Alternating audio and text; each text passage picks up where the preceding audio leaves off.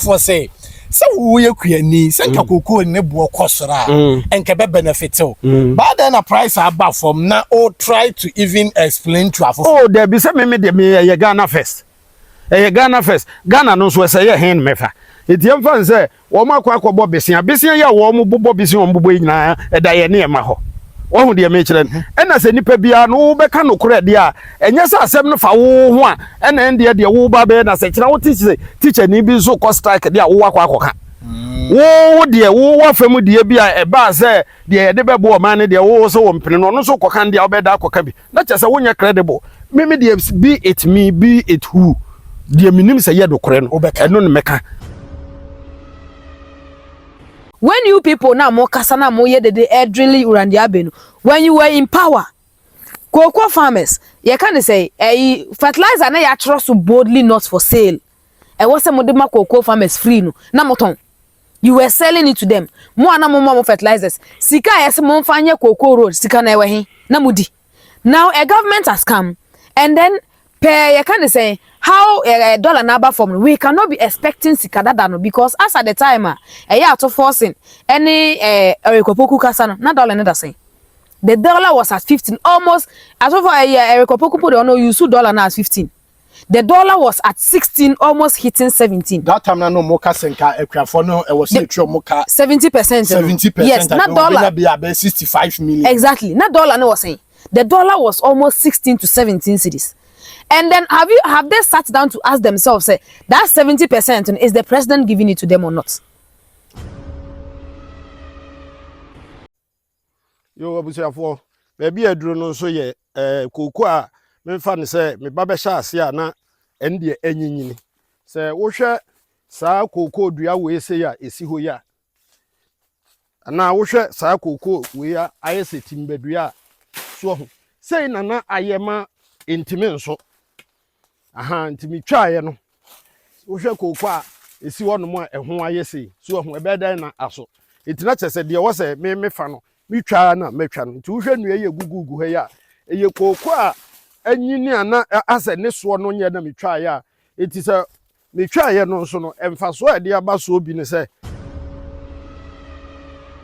NPP for the omagina some their press conference who opposition no what the cocoa your campaign say Equiafo deserve 65 million na say for be 60% or 70%. When a man for the general or said they na market price tie was it so said the to cocoa no we dwaman so and no tin na ya na make say asem no e da no general mosquito asem na wo mo epike ye no wo mo pick it just your friend say 13 seconds but no kasa be 5 wa kasa be 10 minutes no pick it 13 seconds now the no nko anam send me the Japan o ka say before Jimmy no ha ona no apeke or build a point and say so we said ye to na dwaman so any dollar ne dia anka akuafo na anye ye kura no and one pick say ye be mako 65 million no be say and one pick no nko a de odi kan ye ba be dru sa na de obi amfa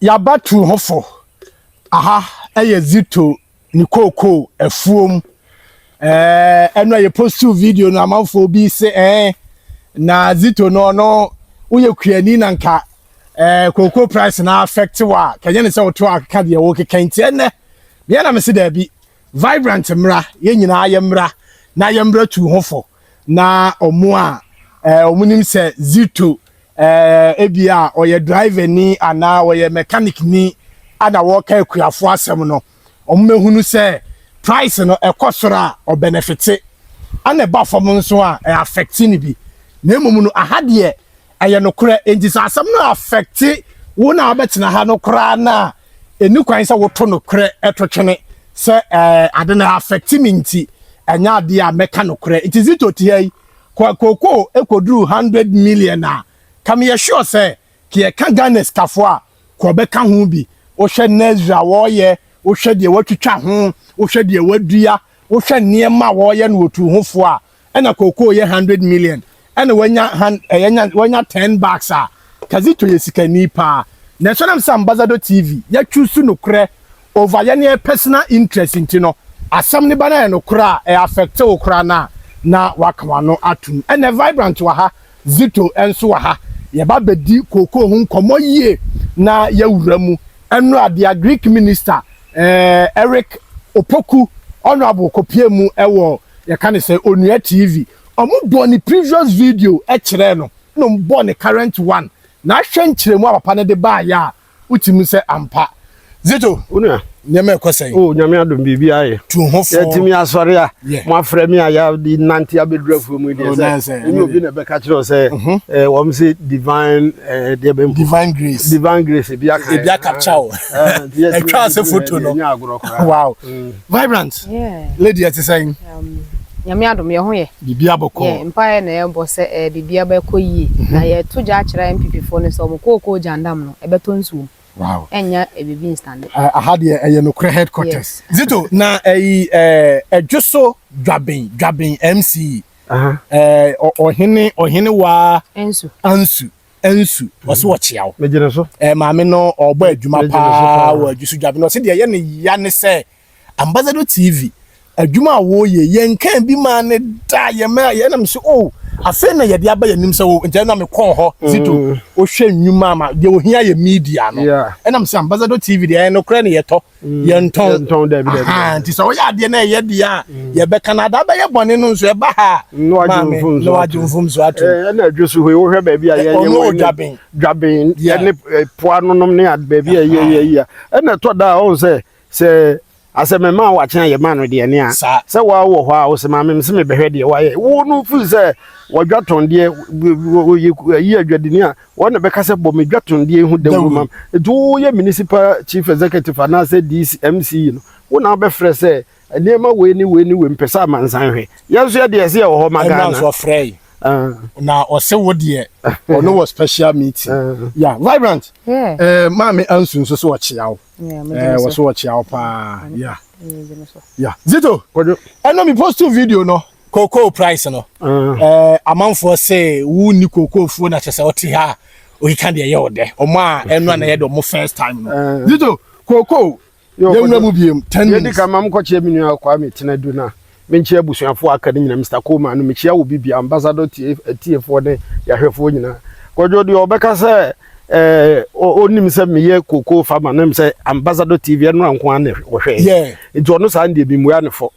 o se die onim de oka ende sa na ono obeka no ba de onim de bia wo kwanfoforo bi obefa so obeka kojo on se me do fa na ezri ho wo hwe se de misi kirekire mu no nam do ba befa ahai ho so se de misi ekirekire mu ne ye de aba beduru aha no akojo wo hwe cocoa mpanyimfo ye wo ho ya me fan say enya be 10 years ya metimi asan ate so be 40 years enu kura na gese manhwe ni ye gese manhwe ni ya na say bia na nyame mfasa ma na bia kusichiri ni bi opebre no abechi kusie na bia waba betuja eti cocoa no ya ade a se nanya ekine be yeye cocoa ni de wo ho no eye long term a year onde wunya ye to ho no mo a obi obeye moko nyadoa no ne ade wo beti so 2 times wotia de bedi kan aso mo ate eso pia ensuo ne san to a de to aso ye fre ne huratufo entosi nsu de ni huratufo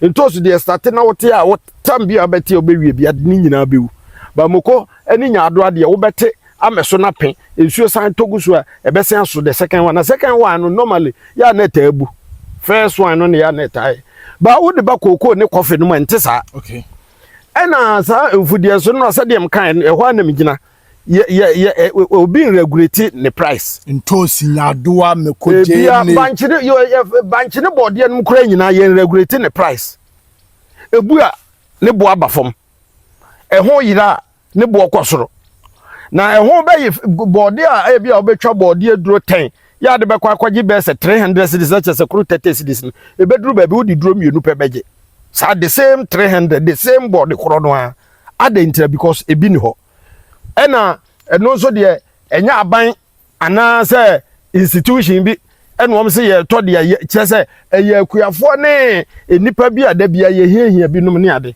wo de ba cocoa ne coffee a wan na te won mo se da bia me yi wo hodman no maba se papa so me se wo se ne makom de wom dai mun sa cocoa ne bi ma me kwache mo wom nwe wa kura wa bi cocoa no nse untibi nchi bi ma wo manwe agire say kire a wo mo say ye diabetes ye duro wo mo de frafra mu num ne ade na ya na obi wo ho no ma wo hata ma ewo a wo yi bi anu wo we na ba we no say ye de ko me say wo kura say ma konko say we a just ye de tuo si so na nwono koko wo sa no wo tafre ho de na ba no okay wo de me da kuru bia me yi na ba ya ho tam na wo ni bi na me de ma say we ka wo be hwe de wa wo be yi wanim ye de hwe ma akoro ntimi hwe as ye say aboy ayi patuo so wo nim patuo na ni tro hwe ye say ne yire wo ho ma na patuo akwa akohye coat wo de ade asen abunti wo de bia bo ne sa hye space account okwa ko bisa ne yire say na ene ma ho fate say ene oba no kofa ahwehwe de man ogina ahwehwe no say me hu ye me hu ono a ne ho ye ne hu so me akura bi akoko no me ne wie no enye bete eti koko de kodwo ye mu no kwase ye wo on say me te so a ye te so buranyan mu nyina say on say ebi asan abaso we ne yes ye bete na wi abre we say masia start ya ende ya wunya ndodo bat mebo aboa no eduru bag ya na makoton eduru bag ya na makoton na de me kan say COCOBOD eni aban wo mo nso yen yasene o mo moa kogo say efu nyina metimi aye ni nyina si ena me ba harvesting ba ko bi a mate 5 bucks me ba harvesting prenu a menya 10 bucks na say ye see 2500 10 bucks menya 25000 me tete birthday for ni de ni free mu a ebi beka me nsem last year season we say no asat say me no mo ka say e kire de mfa nka mo me say me ba harvest sad 9 times say mu ba mi enu kura de ye bete aya na mo ha 9 times e da na yi na se no o na me ka ebo na koko ne tie no ni na yi obi akwa ba ko bisa se na wo te won ma wo ka we koko no de wo te ye wunya se we san konta we mba ba ya kire no mama obi ana mba ya kire no mama obi de mi nya ye de ofa ho de aba bedu ne ye nyina ye ka ho asem se abandada no na mo bi a wo mu tu ye wo si syndicate bibi wo bo wo brofo bi mi ka se brofo na ekwenye no syndicated loan wo friend say and ya bia na say no wo ahi wo ma akura nkirekire mu a 20 minutes no nkire mu nwe syndicated loan koko no ebo no wo mo kokogji sika no koko no a wo mo beto no sa de nka wo boa wa de ano wo de ko nipa koro no ho a osimenya koko 1000 bucks na card na dia no nyesa we de mo kokogji sika ne se mo de ba beto wo de ade na koye eti wo kokogji obi sika so obebre no 1000 bucks na de be se 850 kwa na season ni endia aka 150 me we bia sika 150 ni sika so na nsan ni ho ena ba bia me se mpese mbisa se sa koko rose no wo mo ya eboa Ghana de na ye chenchena ya se ye koko no ho mfaso no wo mo nsamfa nkoko ye akwai ewo soame makuru no menya hwo se wo mde bi be ye bi kurum na kan de kan bu befu pa sa koko rose no se nko wo mde koye because wo ko ba bia ye di koko free ba bia kwa no nso nye ba bia di koko no ta free ba bia kwa ne se western region no ne regions ni bi wo ma wo ya sahwi ho no wo du ba bia ye be kire da kire se kwa ne nye musu se ye ba ye koko rose dia ne de kokoye ne wokurum eno no so wo mo hwe ho asem ka se tesa bi de minim se e bia wo mbetimi de bia kwa na se tesa ade a so ho na ne se mu ujai na mfaso no ba mo de bi nso se mo bakwa ya kwan kura ma ya ye ne anu nso ye ne koko kuani ni ban kokonya scholarship enso na koko scholarship na MPC ni bi ne enipa bi ye scholarship no nso de akwaje wo hunu koko duada me se na nsan me baba ko so ndi ono won ma no mu ekumase wono wo ba besra mi no wo she da ma meti koko nam de be hia no ofie wo so koko no da bia ya me ba fuom ne yi no wo benti koko ni bi metri wo hu koko ni bi da oti kumase support no te say wo hu koko ni bi da okay eti wo de me zito kra me ba hu koko da therefore ye hwe say esikafu yi ma na ono nso de nam se na dafo bi ye mpi wo links wo so ye so me wo links protocol na ye de akwa wo mo ma na akuafo no a ye tete sonsono me se kodwoto da de soso wo fom na do nsa kwa akɔhye ho no mo asa enso sa de wo so ye no because untimi fa gross on kɔhye wo sa se wo de ba beduadua ayi oh etinka benefits bi wo ho no ma wo mo ma enkonko ye se ye to no nko an ye tum ye to no nko an ye tum se so pese obi wo ka asem bi enipa bi beto ase aye yi a sa time na asem ma ye no korokoro nipa no.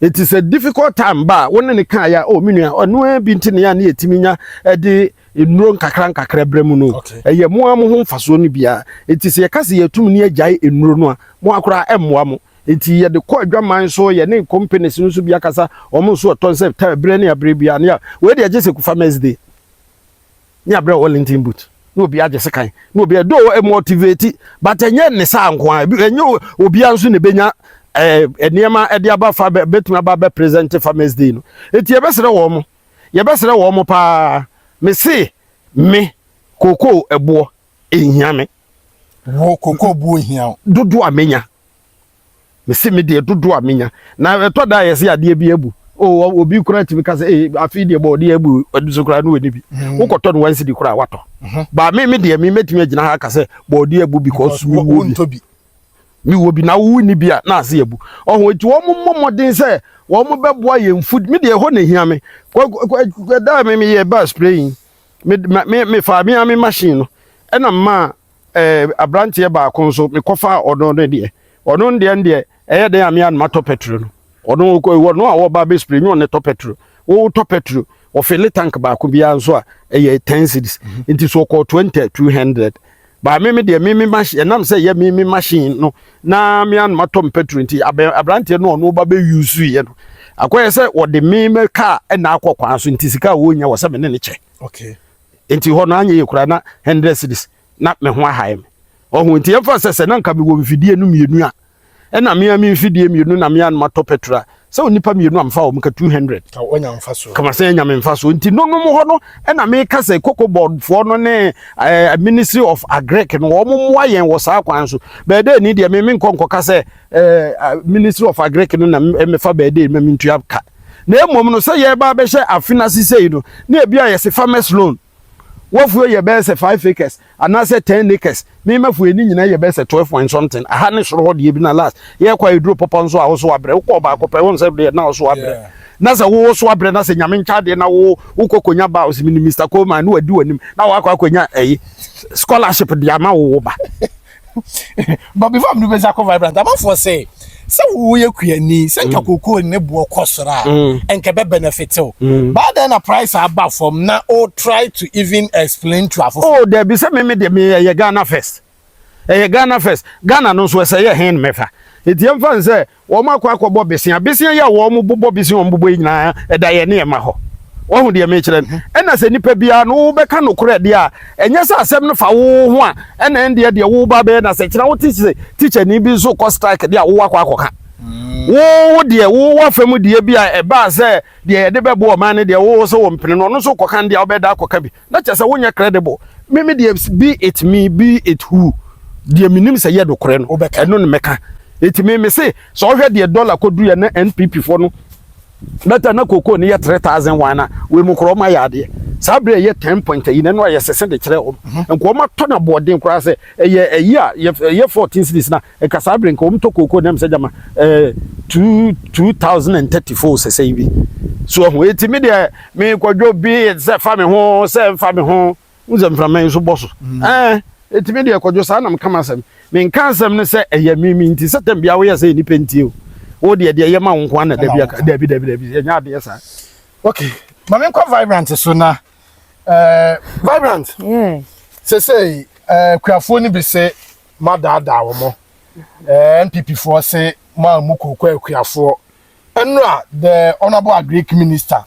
enso ekopie mu ewo onua dinchiremu bia wo ho bia edibai sana koko no nhihya ne sitie say I'm happy say Zito no ekuani so etimi a kiremu me na me ekuani no omo person mo de politics no this is where I want to put them at their level omo MPP for no munimu they know it's just that they are trying to play politics with it but they say the farmers themselves no they are now understanding the mess our MPP for create and then the problem I will have with Randy Abeni say Obaye no he should have acted as the can they say the energy minister obaye whatever rot mess be a wo hobby anka also come ehu. What you say? Because when the energy minister came, Jinapo ba no, or making sure say the rot, the mess na MPP for the giant, or making sure so explain ye magana for you internet, ye do mukania yet say. But Randy Abe wanted to go the professional way. But I think sir Randy Abe okay, but series of interview. Uncle for more. But what you say method no be the style of communication. Any brofo no. Aha, ni PRO so the communication mode. You see, it is more easier for we at the city to understand what Randy Abe was saying. But once a farming, no, it is something that inside the field. And you be an and I make a sure how many people and more how much radio. Nipa saying and on me fire can send phone na internet. So it was left on to them to know how to disseminate the information. So the beya equia phone bed ebetia say association no more create and nan come down there ebia ne ma ba ekura we mumfa ma association mbra na me ncheche mu se me ba no this is what I inherited. That's what Ramdiabe was supposed to do, but unfortunately in a professional way brofo and afedia are escalating. But the me say MPP for no money, they know the damage they caused. And until a timer, hand over His Excellency John Dramani Mama. I'm catch and say, share how you do it. So this should tell you, say, they already knew, say, mess in crazy. And then secondly, they be a member, honorable Poku. Now my catch and say, Ejuma warrior no, we've seen it. Ghanaians are happy because if you have workaholic minister like this, who is always ready to listen to the farmers, always ready to make sure say the farmer no na pomudi, and I said the farmer no ne Juma warrior ne be konkanya, then there is no need to say at some time binu say the economy slide kakrabia or say kasa. Because MPP4 in their time we had two agric ministers. Okay. And then these agric ministers, cocoa farmers, no, say omobre. Farmers are the people omobre or my way, and then they deserve better. When you people now more kasana more they elderly urandiabenu, when you were in power, cocoa farmers, you can't say fertilizer na ya trust boldly not for sale. And what's the modema cocoa farmers free no na moton. You were selling it to them. More na more fertilizers. Sika yes mo fanye cocoa road sika na ewe na mudi. Now a government has come, and then you can say how a dollar number from we cannot be expecting sikadadano because as at the time to forcing any Erikopoku kasano na dollar never say the dollar was at 15 almost as of Erikopoku put on you $2 now at 15. The dollar was at 16, almost hitting 17. That time, no more casenka. It was 70%. 70%. Yes, not dollar. Be about 65 million. Exactly. Not dollar. No was saying. The dollar was almost 16 to 17 cities. And then have they sat down to ask themselves, say, that 70% is the president giving it to them or not? Okay. Yes, now have they asked themselves, say, 70% is the president giving it to them? If the president is giving the 70% out, now say musidino, and I'm saying you've been able to chase the dollar, see the number from then you should be expecting 6,000 Ghana cedis because price now the more musisi okay, yeah, the old dollar never calculate here, and by now I SCD by 5,000. Would be said this on net hoy. Ka SCD by 5,000. So this is the time we should let the MPP understand and say, mess na mo create no. You want to make it look as if say Ghanaians are stupid. They want to underestimate your intelligence. And we'll also make sure say at the end of the day bet your motto. Because today we've seen say roads are being constructed. And fast where was we the roads are being constructed. Sika nanka kueni or the better fertilizer the government is giving it to them free.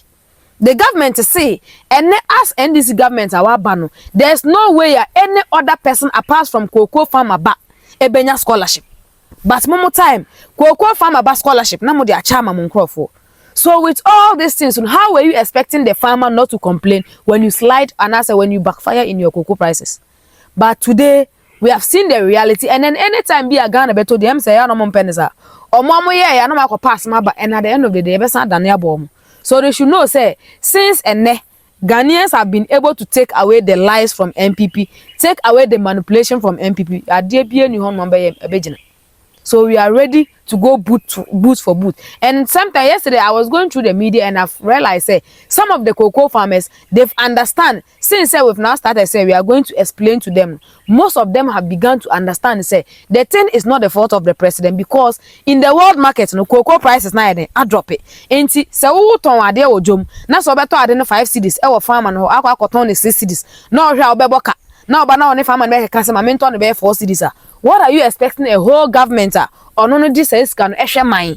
What are you expecting the government to do? The government also have to adjust prices to how it is going to do what? A bit me favor beer or mining, because we all directly and indirectly I'm contributing to the interest of the country. Okay. Directly and indirectly I'm paying tax. Once you cocoa farmer directly and indirectly you are paying tax. Ebia your cocoa you are contributing to the development of the nation. Ebia men so no. I have a different way of me also contributing. So we are all doing what? Yes, you can say, how do they say it? That is it. Obia in the country, we are all contributing to the development of the nation. So sometimes we need to understand. Now we'll go inside, because and then if the prices of the world markets has reduced, and then you should know it's not only Ghana that produce cocoa to the world market. Cote d'Ivoire, yeah. A whole lot of countries here, and then as I dropping, it has affected everybody, not only Ghana. Okay. I wish Anka Ghanaians will go to the other countries and go and interview them about their cocoa prices. Even China has started giving cocoa to the world market, and then China has started almost started cocoa. But because someone who say cocoa in Faso also, they start giving. And then in campaign time, the president said, "Oh no, not buying the bar." We are now looking out to the president. "Oh share your Bobby." When he was in opposition, so Oba make sure he will set up a cocoa factory. Now Yanka say cocoa never yes, yam so that it will add value to the cocoa prices. So what they kwa na say already no broni make catch say ma beto no me ana me kwa yam me ana me kwa say, but yama it is going to add value.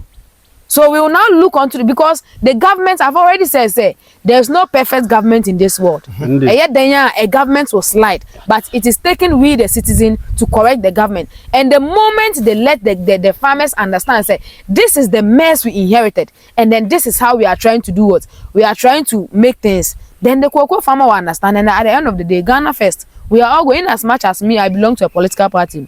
That doesn't mean young people for a party need to cry or so yeah. In as much as me being an NDC, we are also looking at the broader picture of the nation. How are we going to do things for the nation to do what? The nation to prosper. That is what we are looking at. So NPP for Jandam Nedia, we will make sure we will kill it before it goes. And to almost say, we're in the Abama NPP ana. No more day. Zito. Mami, we saw this question. I think Honorable Rikopoku try na or explain no or can say me say cocoa price no problem no nyina. So let's assume say 41,000 per ton na or more. 41,000 BB. Okay, so you 42,000. 42,000 no.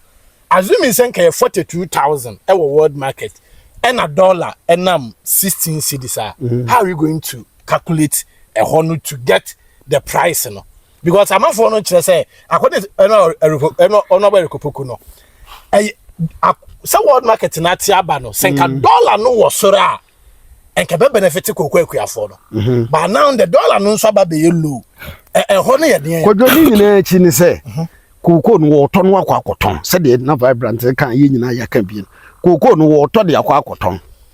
Ene nipa na wo di cocoa no akoma no no. Say cocoa no enam bibi nti ne bo abafom. Okay na ne bo abafom nti wonto ne sai no no so akoto no nya ho sai no manya bi de atua wo madwuma efo ka ena me amimi tie mimi ntimi mmoa no sai afidi nyina so ye me koko me kan nya bo mu amenya bia 12 bucks nti me ame de agu ka mu esem de kwa America akoto ba kwa ni bi nso say $1 be ko fom ono emfa ne ho. Say world market be ko fom ono emfa no ne dia ne say eya no no de ka se emfa no ne fa no na ne won ka se me nsukoko se na mo se ma ye dia me nton se wo se emfa ho abu obia se $1 be ko fom o se be ko suru medium da se me ton mi koko dia ene ono nso nka se me koko no ebu no me dia ma me ntimi nton me de ma de egu and obia no ni problem. Send you obia no ni problem. So wo koko wa beti. Opa beti ma ka se wo nton. Me se me nton. Ana wo pekora bere ya wo se ayefo ntimi de abere ntimi nkote. Uso timi nya ni saa. Ana wo de me kire because cocoa no kra no se wuni mo a ebre na mo ni tuatua so cha ehanua no. Oh okay. Nti na me ka say agreke for an advice say se duru cocoa season there every 2 weeks bia na wo so kokote. Wo ma ne nti obi basa so a wo de kozo a wunya weight. Be say mimi cocoa is nka dakuru bia ebeduru harvest bia na se yesa ba bete na mo ba mo de mo ntwentwe so kakra sa mo mra na yate awi a yebo. Wo bo hu say pan no enu sie momumu a pan no nyesa aye ma no na nsuo eta ho na kyese ye na ye ewo weight because obi wo ho a obetiri cocoa ni nyina guase ansa na da kwa boaboa no nkuruwa okay ansa no asa peta masan kwa twende egu aboye odi ba kwa gu aboye kura bo se bia bibi nti be ne nan no onkobo ebi so de nyesa binim se mafu yi nyina bi ase wo mo so wo mo ba bete a ebi nipa mienu krom de be nansa ne bete dia no fa nipa 6 nipa 6 no wo mo no tie no ebi a 6 nso na di akire boaboa no we bi on bete be wi a eka wo so wo mapon be wa no krok no that time no na masanya no aduan dia ma no maka je se sabire wu kofie enya de a wo koye hwe mum ye nyina nkotena hombo hwe nipa 6 obi ebu 6 kura sekan obi a te pan ba ko teta ma just do wo misika ne kakra ubonsu omusu obi aye free etimi da no aye beba no aye tibbo it is a soro ha de na ne eja no soro ho ne eja ase ha de no ho na ha no so de nyina de aba ye bo we wi ade akobo no de aba no ma fa ne akobo it is a be says this ne begu buom no aba fa na de kwa mese last e crutch na cocoa ba kusi wo sa na wo emimi de wi de kokoto ono no ho na kyerese ono ne boto no kosoro be say ma meme de ne dase esu ne kita the same 64 kilograms. Oh, eti cocoa no ho adwuma na ye ne duru ba bia ebinom na ya abotre ne sese wo munya ene technician kakran so wo mu wo so wo mu hunu no om de ye na ebo na no aye ka ne de kwadwo cocoa no ene coffee de ya ade a wuntimi nka se wa no kuani no wa me pese me de gisei ene se nka me wa wote ya obi aba ya o se me de me de begisei so wo nto akọ eburo no ne ade nyina wo tem bi wo ho a eburo first dru stage bi wo ho no ma first bi abakwa akotwa eburo adru ni season bi go kuani bi ade aba enti ma no a wo mo ye dokono ne banku ma no pato no wo mo nom no na sa wo ye wo de dodo sa wo to a wo mo beto because bi a me ne sister Katia se bi no ka sei ase ho no na yi tinadu emem ho no ho no no me sister me do afu no pa me sister nam de ma no du eburo wono wo twa wie ye no ye bebe opebro nsa afi nso di nsuo na anhye da ante na me se du aya eburo no gu ho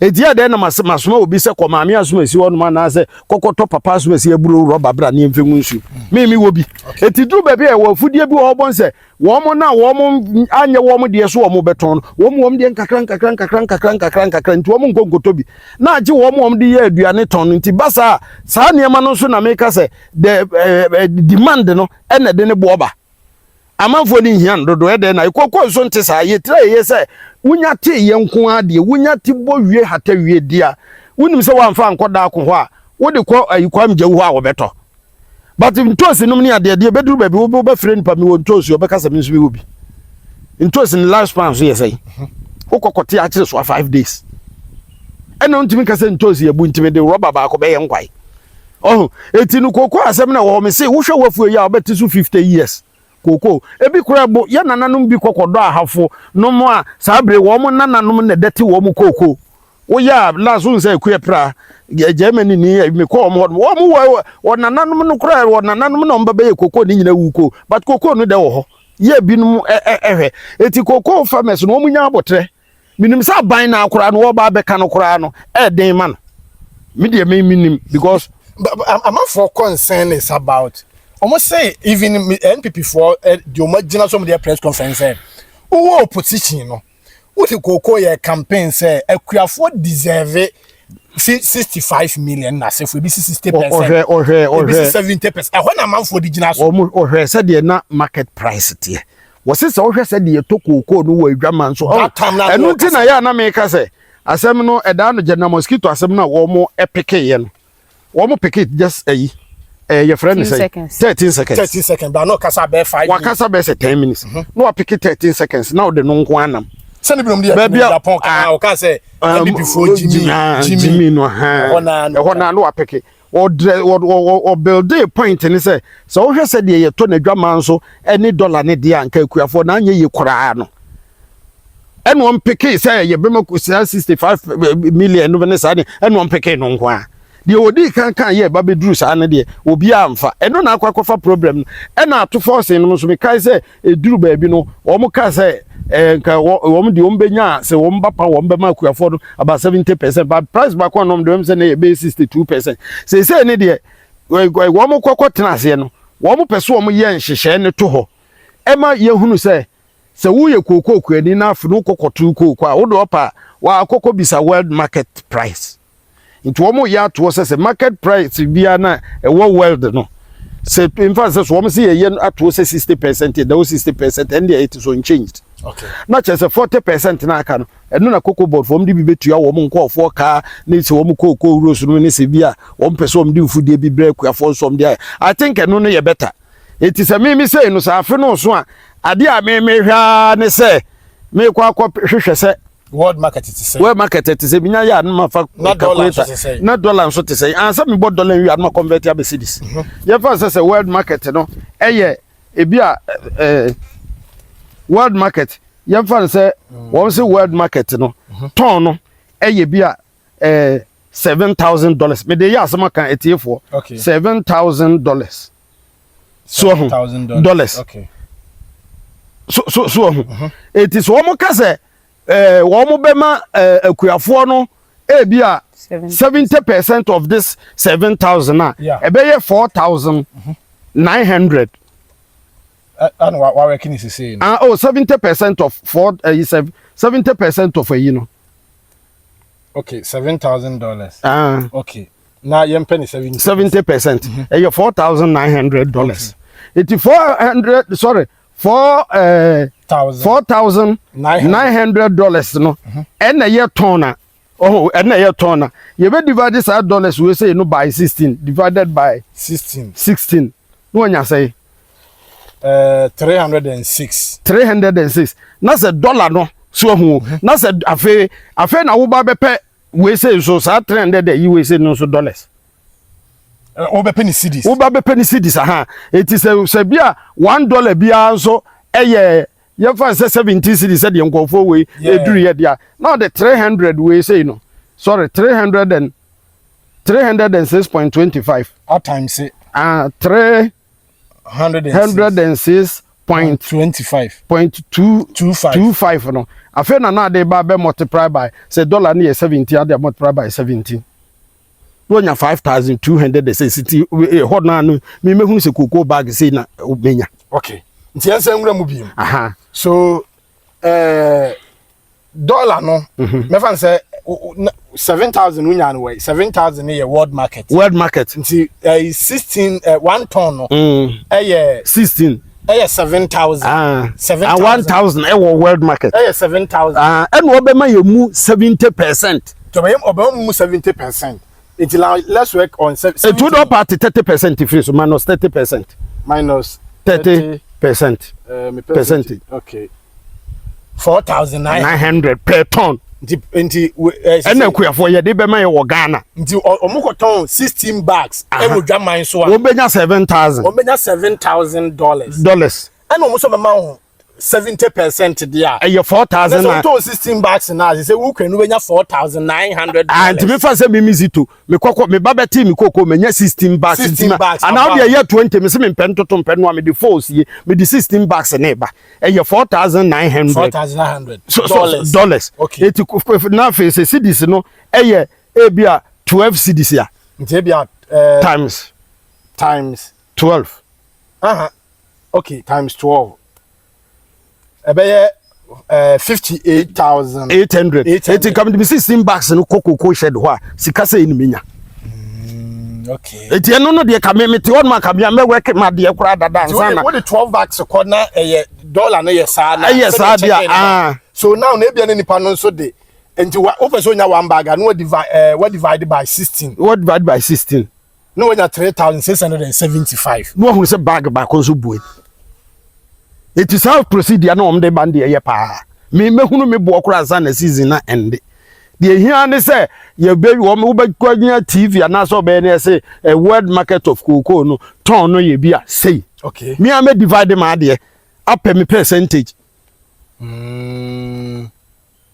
so te say enti ye say wo mo ye ne sa de to say government to kotena say wo mo say afi bia no say season ne ba world market no kokko the ye bia no ku ani no wo 60%. So now no me we have a vibrant. So now let's assume say 16 tons no yeah the 16 bags. 16 bags no 1 ton no $42,000. 42,000. Me can't you know with the 1 ton akọ no. 42,000. Okay, so now let's calculate and yen price na aba no. 42,000. And so we 42,000 we say divided by 16. To be divided by 16. Now say 1 bag biya no 2,625. 25. But we know 4,100 and BBB. Okay. And said no 42. And until now we no better. So no yeah na 42 na 41,000 na 4,100 and BB. Okay. 41,000 no say 71,000. 41,000 something. Something. It would up out to 41,000. 41,000 divided by 16. Divided by 16. So okay, it's about 25,000. Now when 192 be that so 192 be that so in acquire 40 acquire 2,587. Okay. It is one who percentage ni say a free side break or said the omo kwa ya to na parliament nyaji tum say cocoa season bia so a wo kuani no the opposite one say world market no ye mamumu 60%. Me hunu me bo okura nsa na agric minister abeka and na say finance minister kura wo ma me reading budget me kan ye kura me hu ye hian say meti say world market no price ni ye say me nyati sa de no anu Vibrant. Yeah. Zito ama calculations in asefo. Which means issue no akuafo ni biti ase bi ti say Zito mo ne others ne de.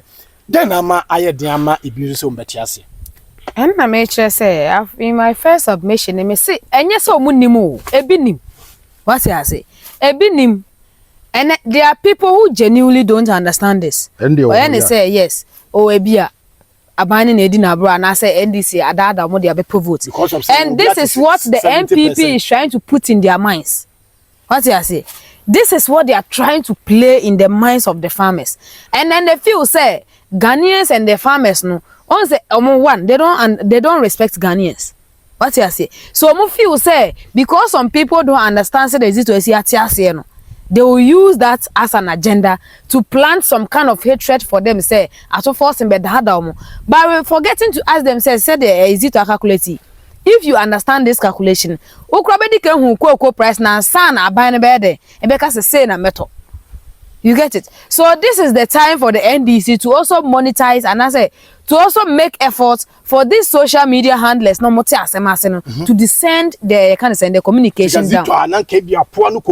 Yes. People forum. Then you explain for them to because Zito is a cocoa farmer. Yeah. He's with the people. Otiomasi. Only vibrant. Abrantie ya jo ni ene ne ba wo kasa de ekoso die wo se mi chire ni mu no afi wo kan say also ade ne de mo hunu se emfira ban so yem penisa na ne yeah. So you see people like this no he's in the acronym.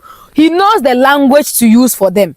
Ebia wo be free Accra ba no obrof na wa we use nipa no ntias you. Okay. And ebia make us say those in the cocoa sectors you obi aso na ti you can say the normal Ghanaian language sir.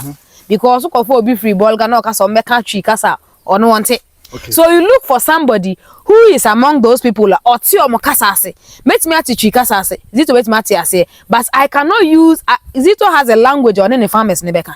What you say? So he will know how to understand. So this is the time for the government and I said this is the time for NDC for no. And then the Randiabe group no, to know how and who to reach out to for them to disseminate the information. No. And then even the PRO cannot reach certain places. What you say? And then to me, I'm a politician, me NDC. I don't know why they still have to go to these traditional medias. that old yes station. These traditional medias are people, they always want to create an agenda. It is a fact whether they like it or not. It is time for you to the young ones upcoming. No, that is why you see Obia channel energy they across social media. No, Zito video in the year. You say ni pass almost 24,000. Yes, so this is where you have to channel your energy. Okwatina Obi asempa. Obi will not even make something. I don't know can Obi will try to sabotage you. Share no adwantwa. Ya enu penyin adwantwa asema okan. Penyin you've been in the system before. You should know akwana na or any interview no channel say the language you are using kojo adwantwa enye. Channel you no an channel. You get it? They want to me year one honi bia. And then you cannot try to tell us we are paying what can same way. In the same somebody na make us kojo adwantwa wo nyansa. Obetina ne via ka chense akolane di matem. But a whole president, you sat on national television and knowing say you can pick your phone, calculate and let people understand. Varana memwa wa ha. Me microphone aye yinti okay.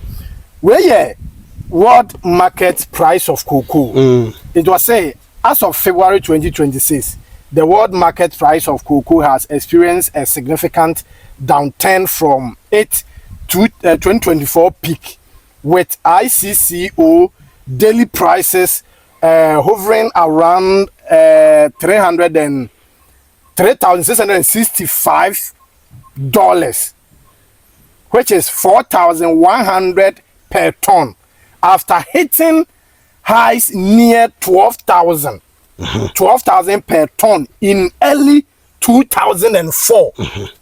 In the early 2004, no.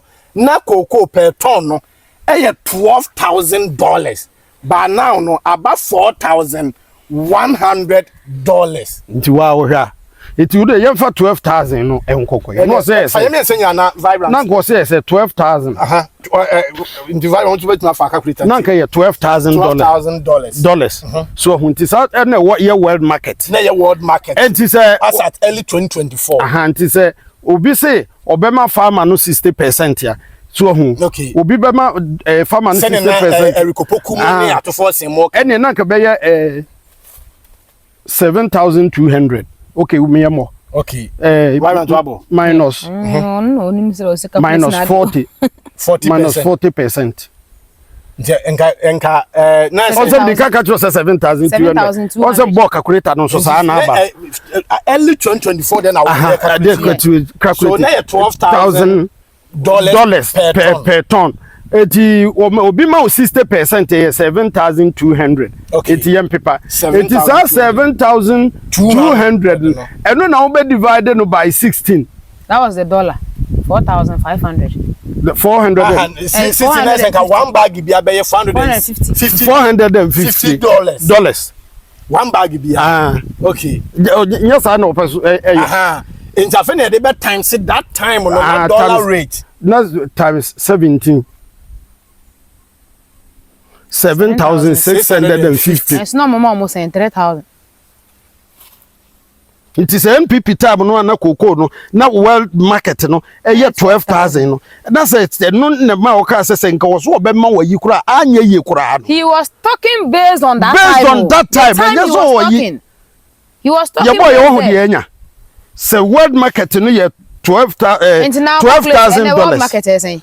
And the world market here $4,100. To 4,000. 4,192. Mama yen, o de mama yen. O mama flat rate. O de mama yen 92 no sa na kai. So divided by 16. 16. Now say one bag be $262. And times the current rate, I think maybe me want check the current rate of dollar. $1 to cedis. 10.99. To the 11 cra. To the 11. Okay. Times 11. 82 yenya 262. Times 11. 2,000. The same thing. 882. And we so 10.99. Okay. The teacher say we no who be and woman so di kwatua wo moka who be and woman de ba be fro ko woman de kwa ya ho ne ma no that's all. Okay, so vibrant chance anya we Zito. Fa me call $12,000 per ton. 12,000. Dollars per ton. Okay, so now no. But say you calculate a net dollar rate. On say old dollar rate ni 76,000. Okay, so you famra a net dollar rate ni okay, divided by 16. Yeah. 192. No. Oh, my yen times. Divided. What yen times? Divided man. Yeah, 750. 750. It is senka say no say dollar you know senka 12,000 a day market price. It would dividing by 16 one in say in okay, but in higher fine senka present person would tria in that time. On that time 60%. So 750 times 60. We no 16 no. It is 750. It is ben 750.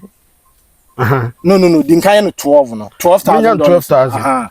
1 2 this. Okay. Okay. Inti you percent you calculate net finding 60% if government is giving them 60%. 60% so near 7,200. I know the old in the year. Percent the current dollar rate divided by 16 we benya 7,050. So now you times when you turn no. But when your world market price and a world market in the government so be ma akua for 40%. Okay. Obama 60%. Obama akua for 60%. And we say no yeah 12,000 no minus 40%. Wow, more minus 40%. 7,000. And you times say and dollar rate 7,200 no. And you divided by 16. And a ton into 7,200 by 16. No so 7,200. 7,200. 200. Divided by 16. Divided by 16. Why minus? Oh, sorry. Divided by 16. Divided by 16. Intinka 450. 450 we ni nke dey ba betam say net dollar. Intinka one bag bia na. $450. Okay. Not dollar no. Ye dey ba be times net dollar. Yeah, the times equivalent to CD. O tinka times e be 10. Oh, 10 there sanka 4 times 11. What the 11? Okay. Yenye 11 450 no. 450 times 11. Times 11. 11. Okay. 4,900. Sanka enne. Ye tu ho ya. Enne bo na ko. Ena cocoa world market na kwa ko duru. Per ton na ko do $12,000 ah. Ena ka buy so obey 60%. Ma ekwa 60% kekwani bia benya 4,950. And that means na dollar no was 16 na kekwa fo benya 7,600. Then about 11 no e maintain world market na. It that no calculation na me na problem bi ani ho. Vibrant. Yeah. Say akosi say that politics of yen kan send ye pe bia no hadwen MPP for na ha mo enye ye because obi ni nokra ni pa o yes ma ka so obi ho dia wo ye ignorant about the ekoso and obi nso ho ma wotimi ko kan chem say chairman sabo sunum ni we munum ni ade he doesn't know what is going on say usunum ni ade okokotero do so wo be ka say ya the politics nokra no aye na adwene so pese wo be ka kire Ghana for Vibrant family mu ho we ma bazito so say me asmna na maka me ka kire wo say MPP their foundation is lies and manipulation. You see how they've sat down because of world market or mono beto ya na it was good and ka waso momo yi o momo they are forcing them try to let them understand say mu sisi farmers no. And then our world market aba form no. You see how they are trying to manipulate the farmer. And then our world market aba form no person wo tria sa say wo akwa kasa yinti. Ade na nko gina no mo na wa nso kasa say ya no world market na ye 4,192. It wo bo percentage no a about 2,800 say. No akwati 2,500 yi. No hu de aka COCOBOD for dem. Ebi no de kokra moto, ebi no de kokra eno na me kasa. Eno ne ade arandia bi me hwe kamera ye no aka say wo mo time yeah, one says 12 you know kokoye wo man fan him say this time round COCOBOD for na be kra wo mniema Oh, so we say friends 12 a day. 12 points policy plan. 12 policy plan. No, na go say 13. Be can say this time around more COCOBOD for more number craboniema. Now wo dey go motor no a wo dey be you o ma vibrant na kwa class ya jiso mfa so. Wa bra wo so to office wa yetu awo. Ade nam de buntimi nkokra. Nipa na okokra moto onye nipa sa. Say Indonesia enu onim se motor no wo kwa wo kodia no. Wo dey wo nkodia no bi. Se Taiwan wo kwa kodia no ade nko Taiwan kodia no bi. Na mo no jese no yesi Zito na MPP mo di akotene na MPP e wo so nti e wo se e Zito yire ana Zito nuaba ene wo so ne kokokra moto bre mu COCOBOD na mo adwuma na mo ye na ne sei Vibrant yankum wa ko dwuma Zito aja asem na ka meni asem bia meka me na me ba be ye me mefue efue menya ye awie me fu se na ade no me vibrant no wo mefue ha wo nyam se vibrant ene mpese wo kope cocoa to brem na me ama ye me seedings na me dia ye me cocoa no me no bi wasem ena me ka se nursery na me ye nkodwo me sese a wo mo mbe bo apata ye be ye nyina nsuo na ye de begu so nde se ye me a maboka be se 1650 Adro yam koto san de be kan ho kura na me na kodusa na ka e be 1600 na 1500 koko ne wo ho so se obi de na me koto no ba ko 2 cedis a 4000 ni ye 8000 etu de hweta kote 1500 ni free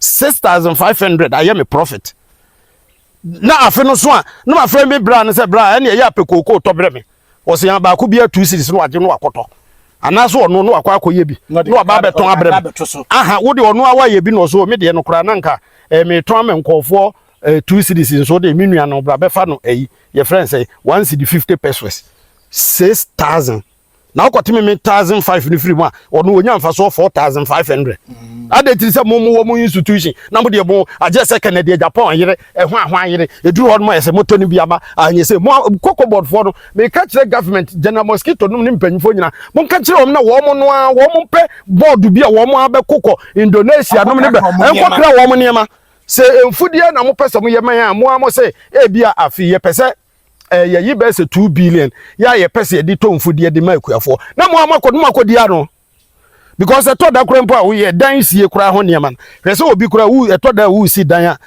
company bi wo ho so ba na auto iron rod no so ba na auto bia efiri 1 ton ko bia na ye be ma wontoma na me mitifie na maka kire mama Messi na bisa se wo bisa iron rod so say wo say 1 ton no ye 6800 so me say na kokoto 2 tons na akwa command e bia 12600 nam de amano okwa ani amano ntoma mi no de akoma ne na me adem kokoto begu odmo enye mi am ntimi kokoto begu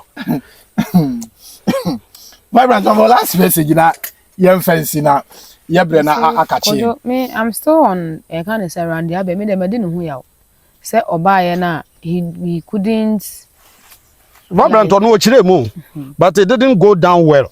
I think so. Woman na was a boa no canon and now no there be aya na Zito kasa asimu say enye da bia na ebeye that brofo as Debbie because on be press conference no last and man be frame asem bi o ha say nka mudi shame na me na mo ka chen why na afre na brief and ye kan wo hunu say FM station foi ye for say Ashanti region dodo na anim say Zito ye Cocoa kuani but enam kofo bi ehihye wo machi don zo bi afre say Zito bra na betno bra beka me ba na dika duminazre no pictures na mawo bi twa board ye nam de amawo na me de ye gbo Cocoa de nam de aka ho say ma etiefo de ahwefo no hunu say nipa na wote ye ka no na adwumani because ye ba kofo bi aba betno so ye Cocoa kuadi enwanse abodi so wo press conference UTV hello Adom Asempa Joy no my online story kuani do was say na betimi akọ online akọ read say biesi Cocoa ni say na ekoso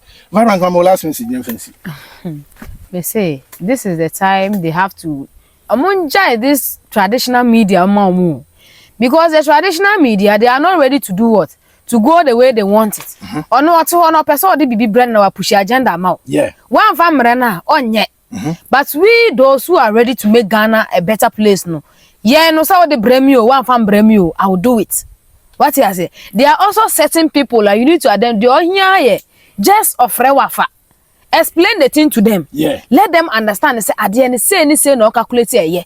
Obi wo honoma onimo but ohia confirmation from the above. Ebi a figure bi okura. Onim say net here, but to get the accurate figure or per one for we bisa will say figure ne say net here na what is the figure? This is the only things that we need from them. So it is high time they leave this traditional media and then come back to come to the social media, because we ni wo honoma wo ye djuma anajo oso on the phone or TikTok. Onam so na ko hu say efa no ho a obegina ho atie. What you say? So they should just leave this traditional media and come to the social media.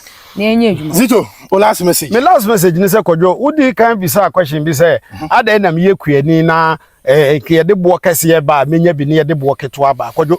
So da bia wo me no transia me say me top petrol first da bia na me top petrol 100 cedis me kan kire. And am say na me top 200 about 5 days. And no de na ye me de.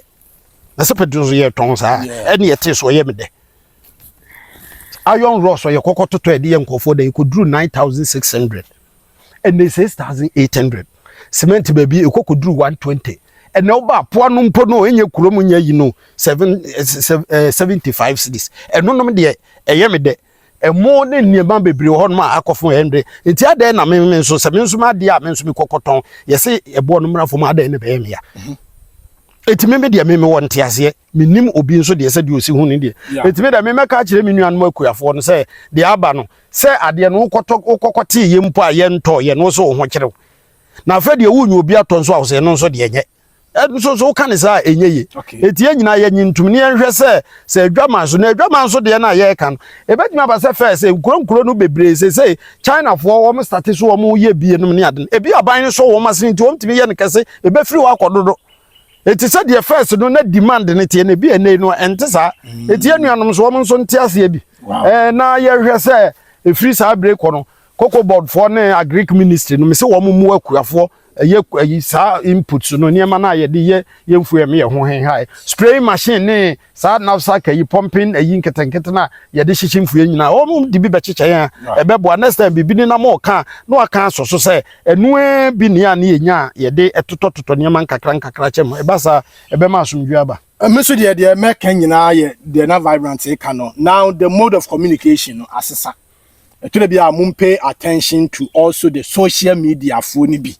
Or more money say a hoya no creno, money or more enkamum na munijuma. Zito, Nana edutachi, bompata mahine nkoswo was me fan in chiama. Nana edutachi. One day they said them fast me kurumni. Yeah. Bisa me mama papa frasante achimwa. Gaso. Na ofi gaso ansa kasa o track de. Uduru ayi asankarea. Na bimkum sei bo se eyini si obom pata nti me manya huni de da ko krom wa obom se bibia me frakra ba ma ba bibio na eduti free bia be nese yin mekwa akoyi ka bi mi yi na me ba kwa bia so ono aka so be invite e kra me aba fi ti na edutachi bom pata hene bom pata man hene nkoso hene ya de nchia e ma ha na bebe me kwan me de dwumadie no asi ya ne champion zito ana afi vibrant ana yetenase a yedi nkomo no.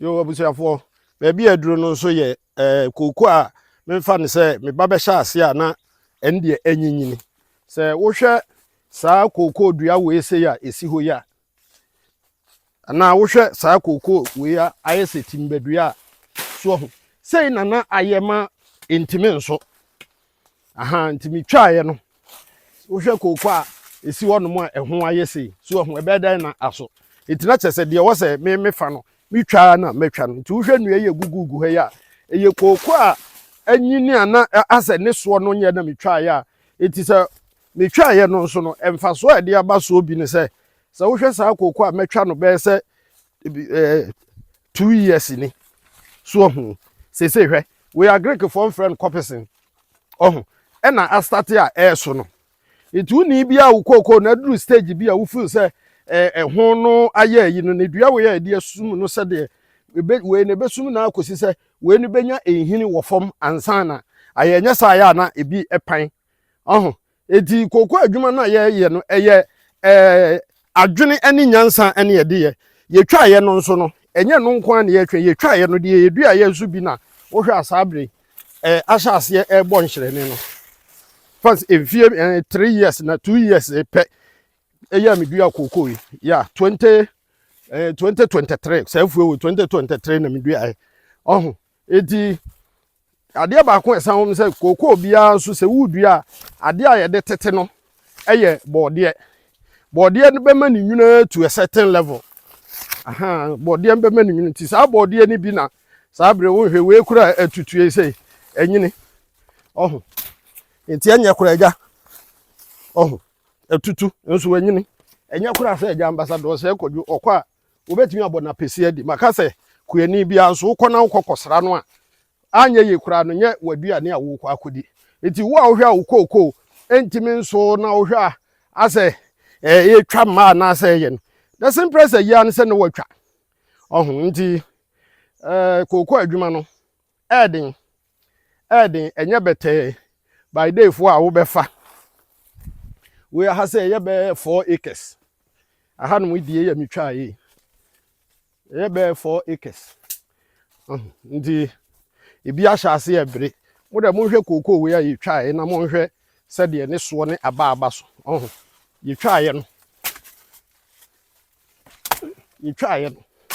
ɛna we na ɛfɛfɛ because edua ne nyinaa wɔ fam dada nti we no aba na aba te sɛ ne branch we bɔɔdeɛ nke betumi abɔ ɛna anyini dia na nam sɛ ɛba bɛgyegye kokɔ ni nti ɛwɔ sɛ meyi ne firi hɔ ɛyɛ kokɔ ni nti ne edua bɔɔdeɛ ɛyɛ bɔɔdeɛ ni nti ɛne edua kokɔ no na kokɔ no nso ayɛ firi ɛno san pa ho a ɛnam sɛ bɔɔdeɛ ne bɛfiri na kokɔ no nso hia ɛyi nti sɛ wohwɛ a we ɛyɛ framo dua we sɛ yɛ framo ɔho kokɔ na yɛtwa yɛ na ɛfefɛ ebi na ahyɛ aseɛ ɛbere no nti yɛ no nso saa na aha no ɛteɛ sɛ kokɔ asɛm na aba bɛtɔ Ghana obi ɛka bie no me nso me ka bi na me ka bi sɛ me yɛ kokɔ kuani na akuafoɔ no ɛbrɛ ne de obi anim sɛ yɛ kokɔ a yɛbrɛ sɛ wohwɛ me nazra me yɛ 4000 me timi hyɛ Roberts no 4000 seedlings and mahyɛ because sɛ me kokɔgye no wɔ obi hɔ na me de bɛfa bobo ya asen atua kanom de aba no efiri baabi a me nazra yi wei ɛyɛ bɛsɛ 200 meters from me mafuo no eti me yɛ ne sɛ ya ɛne ɛno ansam de apaafoɔ do ba na ebi tuba no na ebi tu amena na ebi nso ɛde esisim we wohwɛ sɛ de aduru no a ɛnora dua yɛ kora na me de insecticide baabi wɔ hɔ no ma eduru stage sɛ ya na wo san ne moa nketenkete bi insects bi ɔmba nti ɛnora me de insecticide ɛna ba ɛbɛ pɛtɛpɛtɛ so hu enti no ɛwom sɛ ɛboɔ no a aban ɛde ba no a yɛ ka ho asɛ obi ani hɔ no ma ɔpɛ minim sɛ aban no akora no ɛha no so wɔbɛma yɛ saa ɛboɔ no nanso baabi aduru no wɔyɛ ho hwɛ nyɛ nti wo hwɛ me nazri a ɛyɛ 4000 nti we akyere so a bɛɛ sɛ efiri bɛɛ sɛ yɛ wɔ February March bɛɛ April 15th ɛkoro no na anyini sɛ mesɛ bitu adi kokodua enti sɛ nso yɛ kokɔ kuani a wobɛtumi asua wo na nazri ne duru hɔ no mu a bɛɛ sɛ efiri bɛɛ January na wohyɛ wo Roberts na enuru bɛɛ sɛ March 15th kɔ April no wobɛtumi atu ade akodua because ɔba me mikrom ha ebinom tɔn baako 2 cedis ebi tɔn 1 cedi 50 pesos eti 4000 we say 1 cedi 50 pesos krampo a ɛyɛ 6000 Ghana cedis ɛna sɛ wɔn tɔn 2 cedis nso a we say nyina yɛ 8000 but me fa sɛ car ma bɔ ho nyina nso yɛ bɛ sɛ 1670 na asat sɛ ɛnura me kɔkɔtɔ adure ɛde ba enti yɛ ba sa ɛbɛma wɔn so wo ho aha